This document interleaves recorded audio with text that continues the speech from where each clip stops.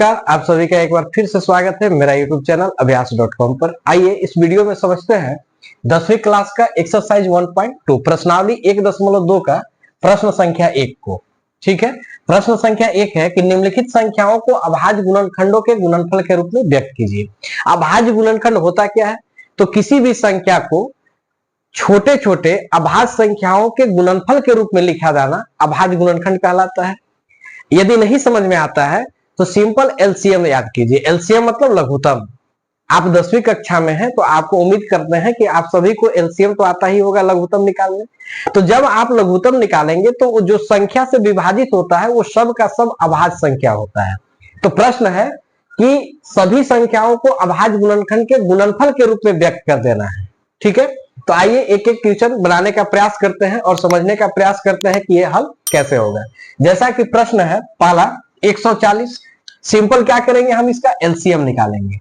तो एलसीएम में क्या होता है, सबसे छोटी संख्या उससे नहीं जाता है तो उससे बड़ी संख्या, उससे बड़ी संख्या, इस तरह से देखा जाता है। जैसे सबसे छोटी संख्या सबसे पहले 2, 2 से नहीं लगेगा तो 3, 3 से नहीं लगेगा तो 5, 4 से नहीं लगाते हैं। क्यों? क्योंकि जो संख्या 4 से विभाजित होगा वो 2 से भी विभाजित हो जाएगा। उसी तरह से 6 से नहीं, फिर क्या है 7, उसके बाद 11, उसके बाद 13। इस तरह से संख्या, इस तरह के संख्या से हम क्या करते हैं, विभाजित करते हैं। तो जो संख्या हमको प्राप्त होता है सब का सब अभाज्य संख्या है। अभाज्य संख्या क्या होता है? वैसी संख्या है जिसमें एक और स्वयं के अतिरिक्त किसी भी संख्या से भाग न लगे, वो संख्या क्या कहलाता है? अभाज्य संख्या कहलाता है।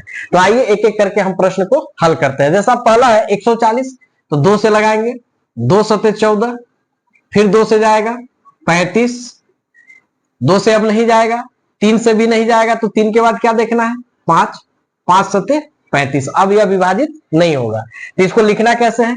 लिखेंगे कि 140 बराबर 2 गुना 2 गुना 5 गुना 7।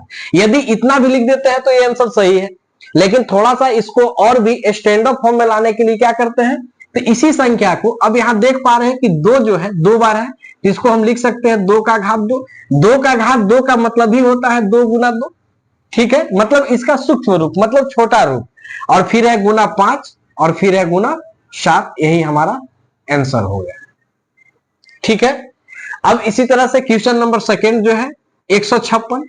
देखिए 2 से जाएगा, 2 सते 14, 2 अठे 16, फिर 2 से जाएगा, 2 तिया 6 और 2 नवा 18। अब 2 से तो जाने वाला नहीं है, अब 3 से तो 13 तिया 39। अब तो यह विभाजित नहीं होगा, तो यहां पे लिखेंगे कि 156 बराबर 2। अब यहां देख रहे हैं कि 2 जो है 2 बार है, तो 2 का घात 2 गुना फिर कितना है 3, फिर गुना 13। यही हमारा फाइनली आंसर होगा। एकदम आसान है, सिर्फ एलसीएम निकालना है आपको। ठीक है, अब इसी तरह से क्वेश्चन नंबर थर्ड को देखिए। अब यहां लास्ट में 5 है तो 2 से तो जाएगा नहीं। ठीक है, तो कोशिश करते हैं 3 से। देखिए तो 3 से जाएगा, 3 एकम 3, 3 दूना 6, 3 चौके 12, 3 एकम 3, 3 दूना के 6, 2 सतरी 21 और 3 पचे 15। फिर देखते हैं 3 से, तो 3 चौके 12, 3 दूना 6 और 3 पचे 15। अब कितना से जाएगा 5 से, 8 पचे 40 और 50 25। फिर 5 से, 5 एकम 5 और 7 पचे 35। तो इसको लिखेंगे कि 3825 बराबर 3। तो 3 कितना बार है देख पा रहे हैं 2 बार, तो 3 का घात 2 गुना 5, तो 5 कितना बार है 2 बार, तो 5 का घात 2 और गुना 17। यही हमारा आंसर होगा।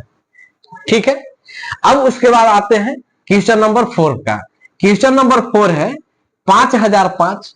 तो सबसे पहले तो यह 5 से विभाजित हो जाएगा, तो 5 से विभाजित कीजिए, 5 एकम 5 0 0 5 एकम 5। अब यह संख्या कितना से कटेगा, तो अब यह 7 से कटेगा। 7 एकम 7। यदि यहां भाग देने में दिक्कत है तो आप रफ में अलग भाग दे सकते हैं, कोई दिक्कत नहीं है। कितना बार में जाएगा 7 एकम 7 30, 7 28, 2 सतरी 21, 143 बार में कट गया। अब 143 कितना से जाएगा 11 से। देखिए 11 एकम 11 और 11 तिया 33। अब यह विभाजित नहीं होगा, तो यहां लिखेंगे कि 5005 बराबर 5 गुना 7 गुना 11 गुना 13, यही हमारा आंसर हो गया। सब संख्या एक एक बार है, इसीलिए सबका घात 1 दिख रहा है। ठीक है, अब आइए इसको देखते हैं 7429 को। तो 7429 जो है कितना बार में जाएगा? तो सबसे पहले यह जाएगा आपका 17 बार में। कितना बार में? 17 बार में। तो 17 बार में कितना बार में जाएगा? तो ये चला जाएगा आपका 437 बार में। आप इसको अलग से भाग देकर चेक कर सकते हैं। उसके बाद फिर जाएगा 19 से, कितना बार में जाएगा? 23 बार में।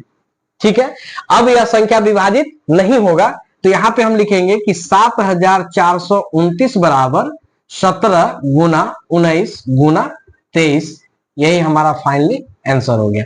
आप सभी क्वेश्चन में एक चीज ध्यान दीजिएगा, तो आपको समझ में आएगा कि इस जो भी संख्या हमारा अभाज्य संख्या जो भी आया है वह बढ़ते क्रम में आया है। आप ध्यान से देखिए, सबसे पहले 2, उसके बाद 5, उसके बाद 7। ऐसा नहीं है कि 2 के बाद 7 फिर 5 है। इसमें देखिए 2 3 13, मतलब सब एक क्रम से बढ़ते हुए संख्या में आपको दिखेगा। जैसे यहां देखिए 3 5 फिर 17। ठीक है, यहां देखिए 5 7 11 13। ठीक है ना, बढ़ते क्रम में संख्या है। यहां भी देखिए 17 19 23, एक बढ़ते क्रम में संख्या है।